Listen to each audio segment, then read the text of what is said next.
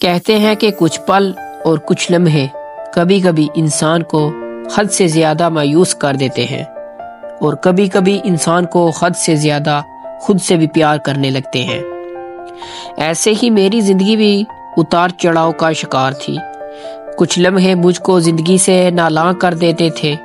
اور کچھ لمحے زندگی میں خوشی لاتے تھے، اور جب انسان خود کی زندگی سے بھی نالاں ہو تو قسمت بھی انسان کی زندگی کے گزرتے ہر لمحے کو اجیرن بنا دیتی ہے۔ زندگی کو زندگی سمجھ کر جینا مشکل ہو جاتا ہے، پھر انسان اپنے ذہن کو منفی سوچ پر حاوی کر لیتا ہے۔ کبھی کبھی تو وہ خود سے بھی باتیں کرنے لگتا ہے،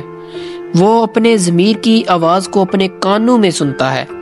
اور پھر اس آواز کو اکیلے تنہا بند اندھیرے کمرے میں سنتا ہے اور خود کو اس میں سما لیتا ہے،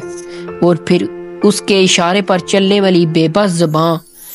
سے اس کے ساتھ باتیں کرتا رہتا ہے، اور پھر وہ جب سوتا ہے تو برا خواب دیکھتا ہے، اور پھر وہ اس برے خواب کو دیکھ کر اپنی نیند سے بیدار ہو کر اس خواب کی خود ہی بری تعبیر بنا کر خود ہی اشک بار ہو جاتا ہے اور پریشانی میں مبتلا ہو جاتا ہے۔ پھر وہ اپنی زندگی سے یا تو جان چھڑانا چاہتا ہے، یا پھر وہ مصیبتوں سے بھاگ کر اپنے گھر والوں کو چھوڑ کر تنہا زندگی بسر کرنے کے لیے یہاں سے بھاگ جانا چاہتا ہے۔ جس زندگی میں لوگ اسے طنز و مزاح کے نظریے سے دیکھتے تھے، جس زندگی میں وہ ایک غریب سا لاچار سا ایک کمزور سا لڑکا تھا، جس زندگی کی محفلوں نے اسے بس ایک طنز و مزاح کی نظر کر دیا تھا، جس زندگی میں وہ اپنے خود کی جان سے بھی بڑھ کر جو ماں باپ تھے ان کی تکلیفوں کو دور نہ کرنے پر وہ پریشان رہتا تھا، اس زندگی سے بس اس نے بھاگ جانے کا فیصلہ کیا۔